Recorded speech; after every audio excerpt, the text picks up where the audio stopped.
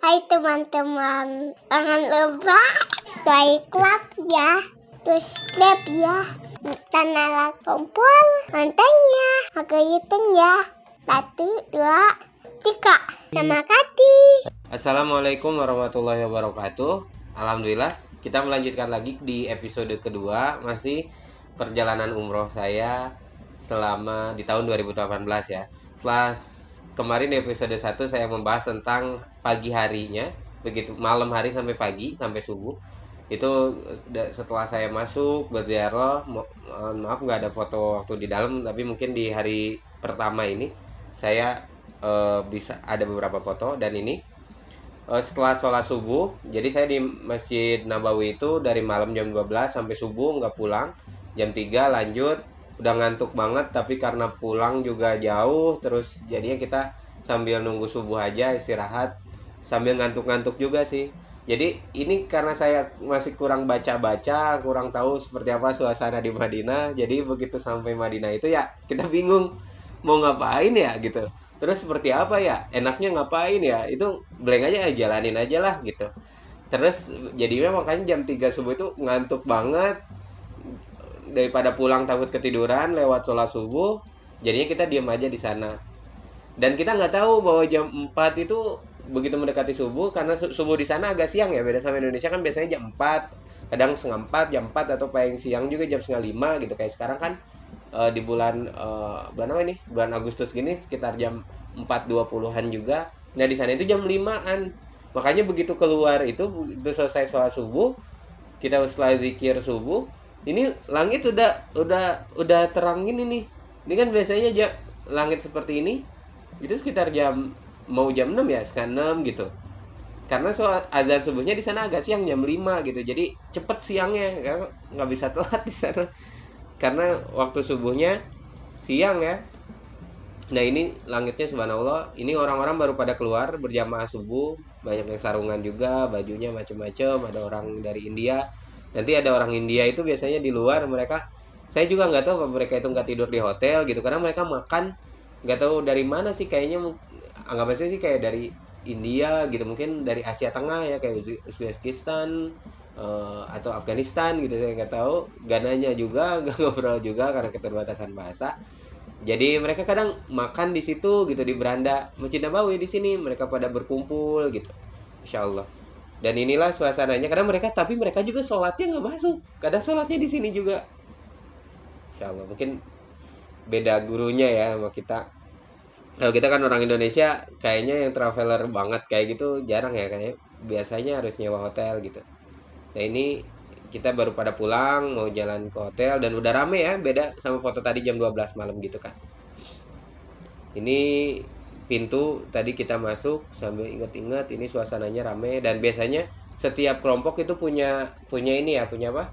Punya kodenya sendiri nih, kayak ini pakai shawl gitu kan.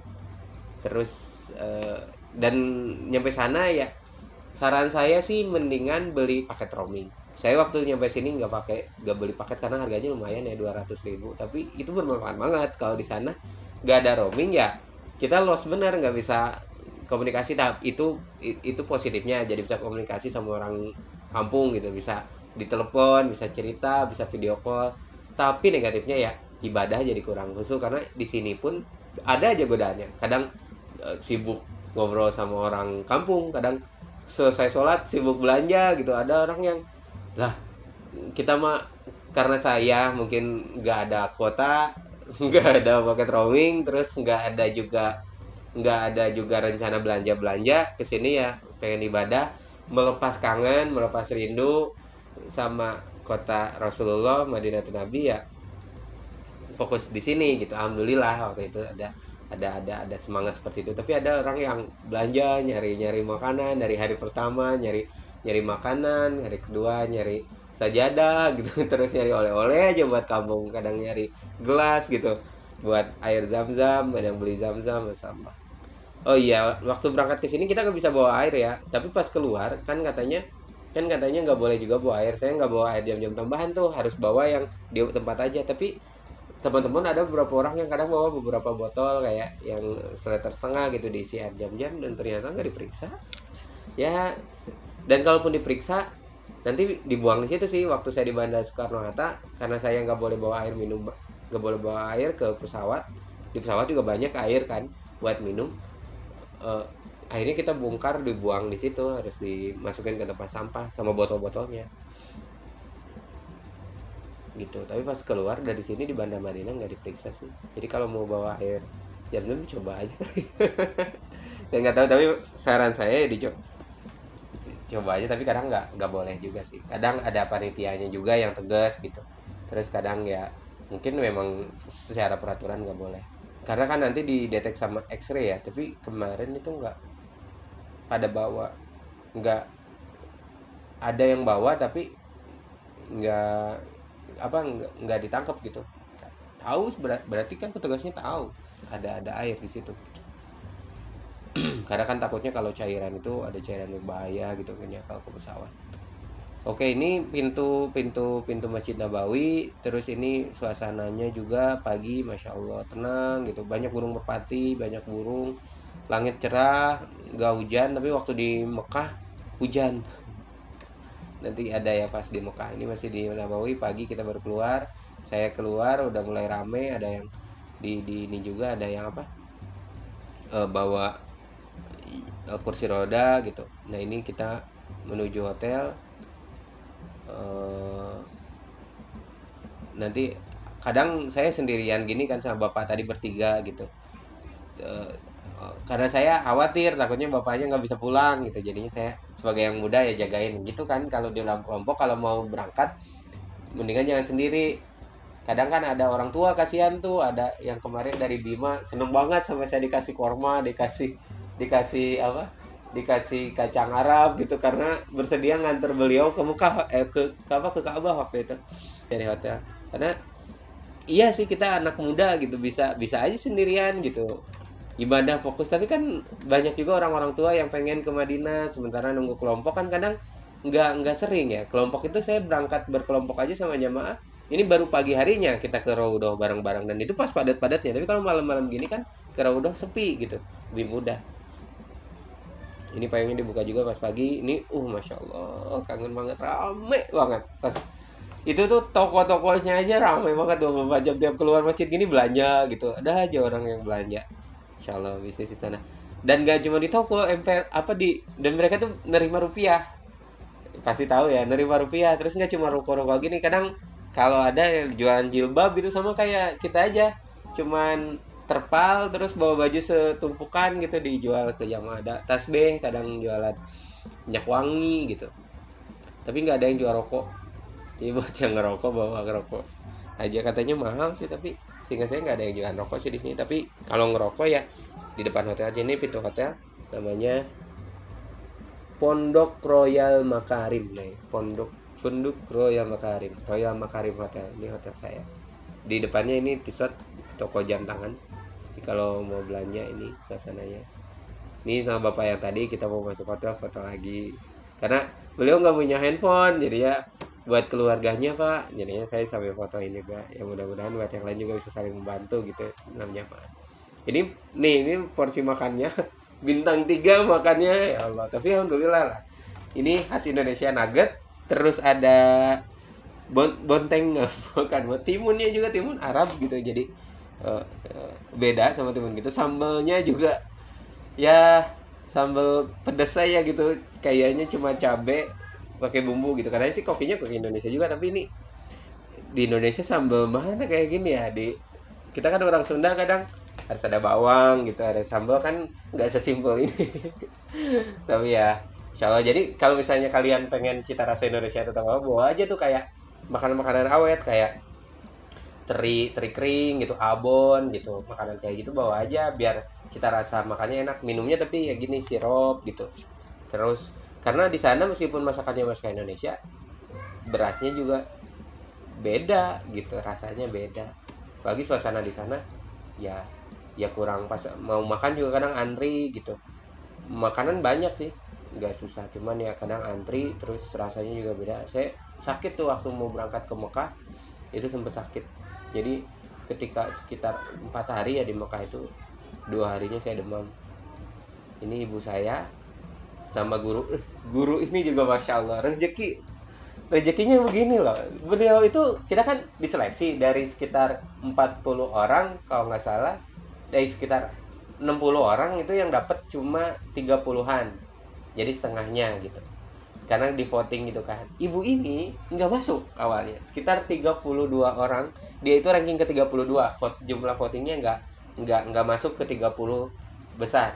Tapi masya Allah yang ke 30 itu nggak bisa berangkat, nggak bisa dihubungi ya. Saya kurang lupa kurang ingat apa alasannya, nggak bisa dihubungi, nggak bisa berangkat intinya. Terus beliau dipanggil, dan masya Allah beliau itu guru TK, sama ibunya baik, sama anaknya didaftarinnya, dan akhirnya bisa berangkat loh. Dan beliau ini akrab sama ibu saya. Ini kita lagi makan, dan tempat makan juga antri seperti ini. Makanannya sirop Markisa, ingat saya, ada teh manis, ada kopi. Dan ini ketika pagi hari, setelah makan kita sarapan kan, setelah sholat subuh kita sarapan terus istirahat, dan nanti jam 8 istirahat 2 jam gitu, karena kan malam begadang kan di masjid, jadi perlu istirahat. Tapi sayang banget buat tidur di hotel, hawanya ya, karena pengen ibadah aja kan kebayang 100.000 kali lipat gitu. Jadi pokoknya di sana itu mau sholat zuhur jam 8 tuh udah pada ke masjid, masya Allah.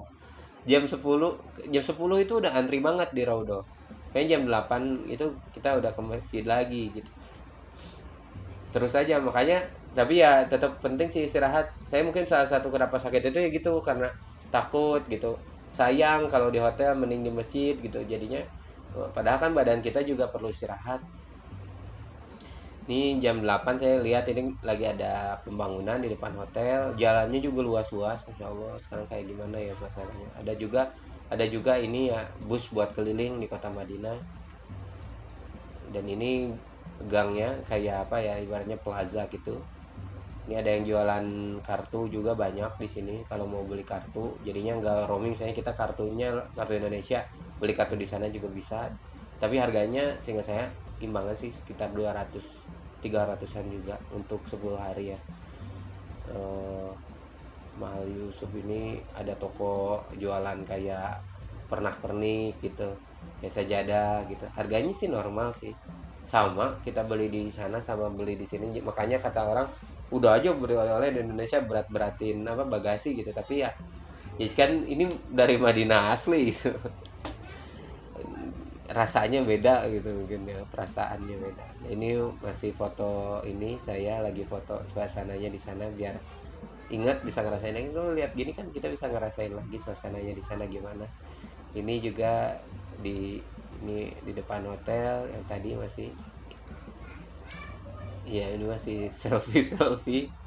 Ini teman-teman. Nah bapak ini itu beliau itu kayak pengurus kemalangan gitu di kampungnya. Beliau itu nggak bisa handphone, nggak punya handphone kamera. Terus saya yang diminta begitu kita sampai di Jakarta juga, kan beliau itu dari Lahat ya, beliau itu petani kopi juga. Saya sampai dikasih kopi, dikasih jengkol, dikasih, bahkan katanya kalau musim durian ke Palembang lah, ke Lahat, dia punya kebun durian juga. Sama baik orangnya. Jadi saya di booking ibaratnya, di booking buat motoin beliau, karena pokoknya dimanapun fotoin saya, karena beliau nggak punya kamera, nggak punya HP gitu, nggak bisa. Nah beliau ini baik orangnya, pengurus kemalangan gitu, terus didaftarin sama anaknya juga. Nah ini juara 2 bapak ini, ngedaftarin ustadznya, guru ngajinya. Bapak ini juga guru ngaji, insya Allah. Ini namanya saya juga lupa. Ini juga guru ngaji, Pak Dasiman kayak nggak saya namanya, lupa, maaf ya Pak, nanti saya coba cek. Tapi ada di kontak sih. Bapak ini juga baik. Ini kita lagi berkumpul untuk Raudhah. Nah kalau sama panitia gini, ini ustadznya itu udah mukim di sana ya. Beliau itu ini aja tiap hari kerjanya ya nganter jamaah gini. Beliau nganter sampai kita umroh, nanti jadi sama nanti pas umroh berdua. Jadi perempuan ada yang mimpin, laki-laki juga dibagi 2 kelompok gitu. Karena waktu itu ada dari Yamaha juga, jadinya ada 2 kelompok. Yamaha ini, sehingga saya orang yang beli motor dan dapat undian berangkat umroh. Masya Allah, hebat ya. Alhamdulillah rezeki seperti itulah untuk berangkat umroh. Ini apa, nggak selalu bawa uang sendiri. Baik, ini kita mau pada berangkat ke Rodoh ya, sehingga saya. Jadi seperti apa foto di Rodoh sehingga saya ada, nanti kita sampai jumpa lagi di video yang ketiga. Demikian di video yang kedua ini, mudah-mudahan bermanfaat videonya, informasinya untuk rekan-rekan semuanya, dan sampai jumpa di video selanjutnya. Terima kasih. Assalamualaikum warahmatullahi wabarakatuh.